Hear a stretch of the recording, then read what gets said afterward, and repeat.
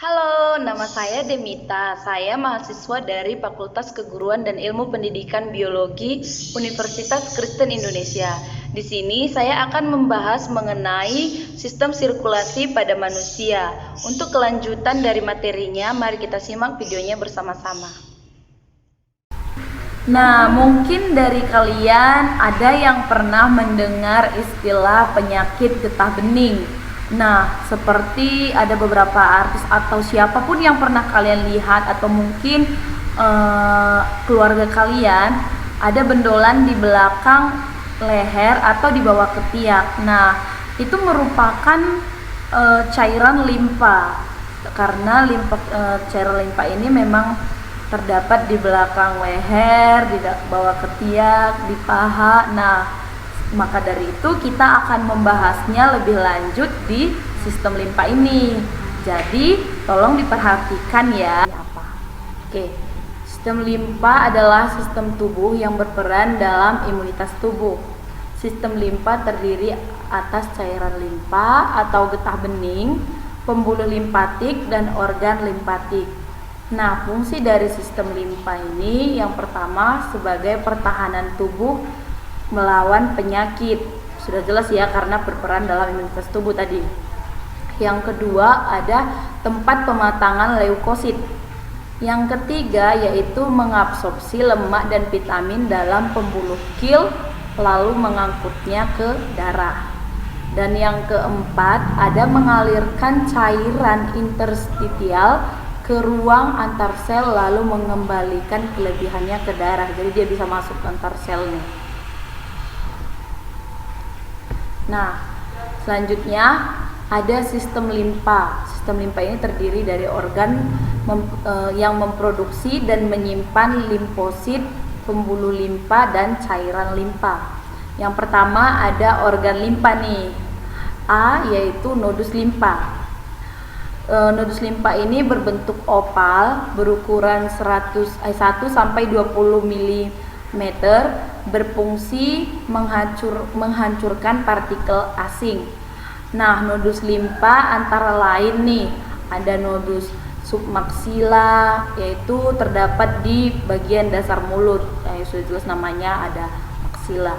Nah, yang kedua ada nodus cervix yaitu terdapat di leher. Oke, yang selanjutnya ada nodus supracoclear yaitu tempatnya di atas lekukan siku. Oke, lekukan siku. Yang selanjutnya ada nodus ketiak. Nah, nodus ketiak ini tempatnya di lengan atau bagian dalam dan dada. Dan dada atas atau ketiak. Oke, yang selanjutnya ada nodus iguen yaitu di lipatan paha. Nah, selanjutnya yang B kita bahas mengenai kelenjar timus. Nah, kelenjar timus ini terletak di dada, berwarna kemerahan, terdiri dari 2 lobus dan berperan itu dalam sistem kekebalan karena memproduksi limfosit T. Nah, selanjutnya yang C yaitu kelenjar amandel atau tonsil. Nih, letaknya itu di kanan dan kiri faring di belakang rongga mulut sini ya, ada di belakang ya. Dan berfungsi menahan kuman yang masuk melalui mulut, hidung dan kerongkongan. Jadi kalau ada kuman yang masuk melalui hidung kalian, itu masuk dari udara atau debu atau masuk ke kerongkongan kalian atau masuk ke mulut kalian, itu yang bertugas untuk menahan kumannya itu yaitu kelenjar amandel yaitu tonsil. Nah, selanjutnya ada cairan limpa. Nah, cairan limpa ini cairan yang diabsorpsi ke dalam kapiler limpa, berwarna kekuning-kuningan tuh warnanya. Nah, dia ini mengandung plasma protein, limfosit, keping darah, fibrinogen, lemak, dan sedikit oksigen di cairan limpa ya. Cairan limpa tidak mengandung karbon dioksida. Dia memiliki sedikit oksigen, namun cairan limpa ini tidak mengandung karbon dioksida. Oke, penjelasan kita mengenai cairan limpa. Oke, setelah kita selesai membahas mengenai organ limpa dan sekarang kita masuk ke materi mengenai aliran limpa. Nah, ini dia aliran limpa. Nah, cairan limpa ini berasal dari cairan jaringan melalui difusi atau filtrasi ke dalam kapiler-kapiler limpa sehingga masuk ke sirkulasi darah melalui pena. Nah, ada sekitar 3 liter cairan limpa masuk ke dalam sirkulasi darah kita, yaitu selama 24 jam. Nah, pembuluh limpa ini memiliki katup-katup sehingga ketika kapiler limpa tertekan atau terkena tekaran, maka cairannya akan mengalir. Faktor penggerak cairan limpa ini seperti kontraksi otot seperti saat kita berjalan, bergerak atau berolahraga. Nah, ada pula penggeraknya ini inspirasi dan ekspirasi rongga dada seperti kita menarik napas atau mengeluarkan napas kita. Nah, selain itu bisa juga penggeraknya seperti pemijatan tubuh atau meses ya. Ini dia tosil, timus, limpa, dan ini ada nodus limpa. Di sini ada sumsum tulang dan di sini ada pembuluh limpa. Nah, selanjutnya sirkulasi cairan limpa ini kita lihat ya sirkulasinya dimulai dari cairan interstital masuk dari jaringan masuk ke kapiler limpa. Selanjutnya cairan interstital tadi, cairan limpa tadi masuk ke saluran penampang. Nah, setelah masuk ke saluran penampang, maka masuk lagi ke pembuluh limpa yang lebih besar, sehingga setelah masuk ke dalam pembuluh limpa yang lebih besar, bergabunglah membentuk trunkus atau disebut juga dengan batang saluran. Nah, setelah kita mempelajari mengenai sistem peredaran darah pada manusia, ada pula nih gangguan yang terjadi pada sistem peredaran darah manusia. Yang pertama kita membahas mengenai anemia.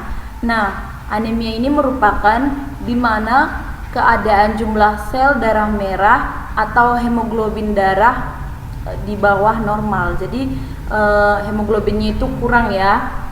Nah, anemia ini ada beberapa jenis ya, yaitu yang pertama kita bahas anemia perniciosa, yaitu disebabkan oleh ketidakmampuannya tubuh menyerap vitamin B12 dari makanan yang kita makan.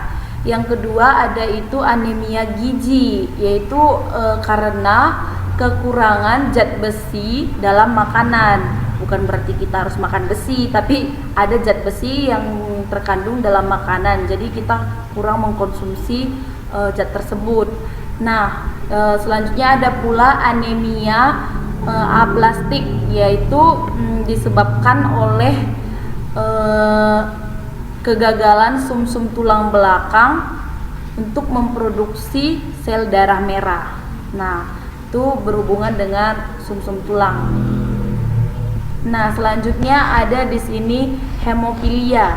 Nah, yaitu kegagalan dalam proses pembekuan pada pembuluh darah yang cedera. Seperti tadi ya, ada tangan yang luka, namun dia tidak bisa sembuh secara tersendirinya. Nah, hemofilia ini disebabkan oleh depensiasi faktor pembekuan darah. Sekitar 80% disebabkan oleh kelainan genetik. Jadi ini merupakan penyakit keturunan, bukan menular atau dari mana gitu, nggak bisa.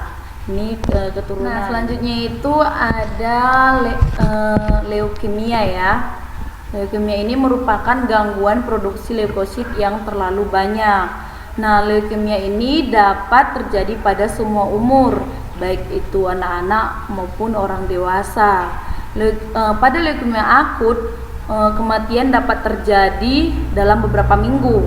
Namun pada leukemia kronik, pasien dapat hidup sampai beberapa tahun. Nah, selanjutnya ada gangguan peredaran darah, yaitu thalassemia. Nah, thalassemia ini merupakan kelainan bentuk sel darah merah atau sel darah merahnya itu tidak normal, cepat rusak, bahkan kekurangan oksigen pada darah merahnya. Seperti kita ketahui tadi ya, sel darah merah itu ada yang namanya hemoglobin yang fungsinya itu mengedarkan oksigen. Nah, di thalassemia ini penderita memerlukan transfusi darah terus-menerus secara berulang-ulang atau bahkan sampai seumur hidup. Nah, penderitanya menjadi pucat, pusing, selain itu letih, sesak napas, sulit tidur, dan warna kulit si penderita ini akan menghitam. Itu akibat dari zat besi, sel darah yang hancur tidak dapat dikeluarkan dari tubuhnya. Nah, selain thalassemia, ada juga nih lanjutannya yaitu hipotensi. Nah, hipotensi ini tekanan darah arteri menurun hingga di bawah normal. Nah, tekanan darahnya itu harusnya itu 90 ke atas ya, tapi ini karena kurang, jadi dia itu kurang dari 90 mmHg per 60 gitu. Jadi tekanan darahnya di bawah normal, jadi kurang gitu kalau hipotensi. Tapi kalau dia hipertensi, tekanan darahnya ini meningkat. Ini kelainannya selanjutnya itu hipertensi. Tekanan darah meningkat sehingga di atas normal. Jadi tekanan darahnya itu di atas dari 90 mmHg itu per 60 mmHg. Nah, selanjutnya ada pula jantung koroner yang akan kita bahas di video berikut. Nah, kita akan membahas mengenai penyakit jantung koroner dari pasien yang terkena jantung koroner. Sekarang kita akan bahas atau kita akan tanya-tanya apa saja yang sudah dialami oleh orang tersebut dan bagaimana ceritanya setelah dia terkena jantung koroner. Maka kita simak video berikutnya.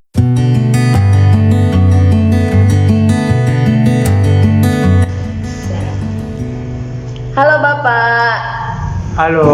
Apa kabar Pak? Sehat. Oh, sehat, puji Tuhan.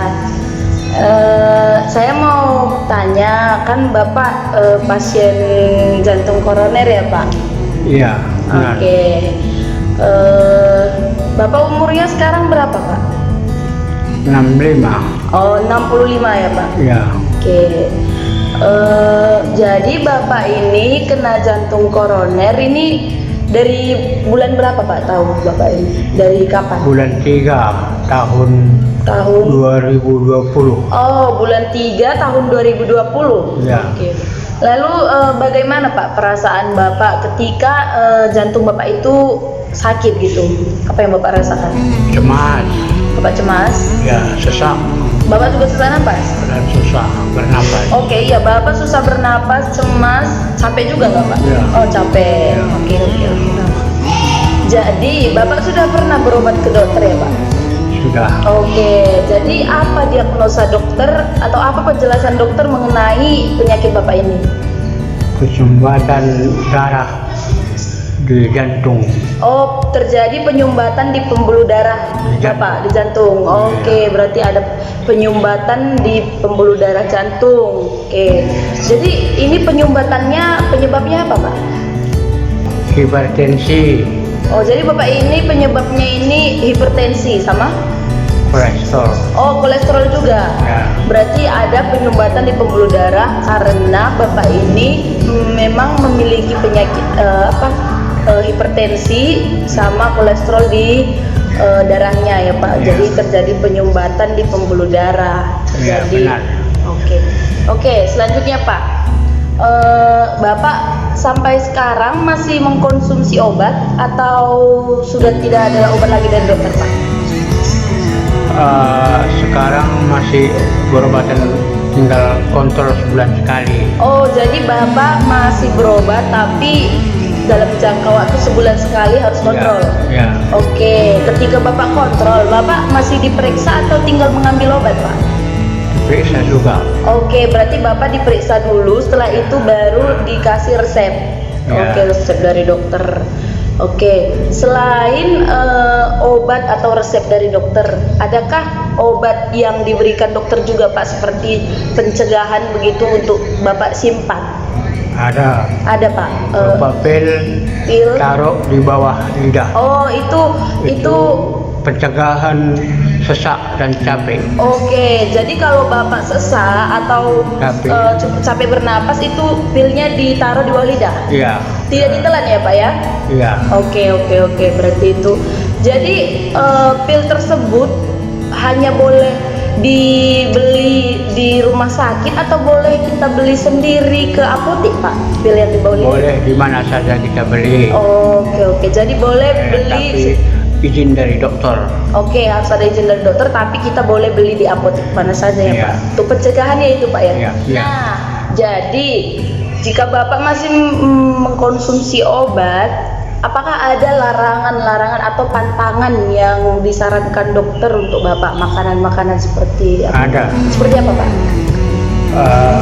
Berupa lemak, Oh, makanan berlemak. makan berlemak, daging, Oh, daging, Bapak nggak- asin, Oh, makanan yang asin-asin juga Bapak nggak boleh. yang pedas-pedas. Oh, yang pedas juga nggak boleh ya, Pak? Iya. Emang kalau Bapak makan yang pedas itu kenapa, Pak? Terasanya macam pedas-pedas juga di jantung. Oh, Bapak juga di dadanya terasa pedas ya, Pak? Iya. Oke, terima kasih ya, Pak, untuk wawancaranya. Ya, Terima kasih. sama-sama. Ya, terima kasih sudah membantu saya untuk menjawab semua pertanyaan-pertanyaan saya ya, Pak ya. Ya. Oke, semoga Bapak tetap sehat dan terus sehat. Ya. Oke, tidak ada lagi keluh-keluhan mengenai jantung ya, Pak ya. Ya, terima kasih. Oke, makasih, Pak. Oke. Membahas mengenai sistem sirkulasi, ini mulai dari darah, organ yang berperan, dan termasuk juga sistem peredaran darah dan sistem limpa. Sekarang kita masuk ke kuis. Nah, kalau kalian dari tadi memperhatikan apa yang saya jelaskan, baik itu dari sistem peredaran darah atau penggolongan darah atau apapun itu, pasti kuis ini sangat mudah untuk dijawab. Oke? Makanya tadi itu fokus ya. Oke, semangat. Nah, yang pertama nih, soal nomor 1, perhatikan ciri-ciri pembuluh darah di bawah ini. 1. Hanya memiliki satu katup. 2. Jika luka, darah menetes. 3. Denyut terasa. 4. Banyak mengangkut karbon dioksida. Jadi yang manakah ciri dari pembuluh darah arteri? Nah, yang mana tuh? Kan tadi ada tuh perbedaan antara pembuluh darah arteri dengan vena. Kan ada tadi kan tabelnya. Coba ya kita jawab A, nomor 1 dan 3, yaitu hanya memiliki satu katup dan denyutnya terasa. Wah, ternyata benar. That's right. Selamat, kamu hebat. Oke, kita masuk ke kuis selanjutnya ya. Kita di sini ada 3 kuis. Oke, sekarang kita masuk ke kuis yang nomor 2 ya. Oke, ayo diperhatikan. Di bawah ini merupakan fungsi limpa, kecuali A. sebagai pertahanan tubuh, B. tempat pematangan leukosit, C. menyerap zat makanan dari lambung, D. mengabsorpsi lemak dan vitamin dalam pembuluh kil. Karena ini kecuali, kita lihat dulu yang jawaban A. Wah, jawabannya salah, berarti yang A itu benar ya, sebagai pertahanan tubuh, fungsi darah. Nah, sekarang coba kita lihat yang B, tempat pematangan leukosit. Wow, benar juga, karena ini kecuali ya, berarti kita cari yang salah. Coba C. Wah, benar, berarti fungsi dari limpa itu dari A sampai B dan D benar, yang C itu salah, yaitu menyerap zat makanan. Sekarang kita lanjut ke soal nomor 3. Nah, ini dia ciri-ciri seseorang yang mengidap penyakit talasemia adalah Perhatikan ya. A. Penderita memiliki tekanan darah di atas normal. B. Penderita harus transfusi darah terus-menerus. C. Darah sulit membeku. D. Darah kekurangan hemoglobin. E. Produksi leukosit terlalu banyak. Kita lihat jawaban yang A. Wah, salah. Berarti jawabannya bukan itu ya, ciri-ciri orang yang sakit thalassemia. Wah, ternyata jawabannya B. Oke, selamat. Kita kembali ya ke soalnya.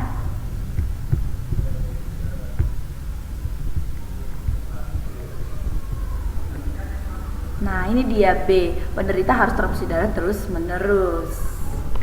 Kita sudah bahas soal nomor 1, nomor 2, dan nomor 3. Berarti penjelasan kita mengenai sistem sirkulasi, baik itu sistem peredaran darah dan sistem limpa serta gangguannya sudah selesai ya.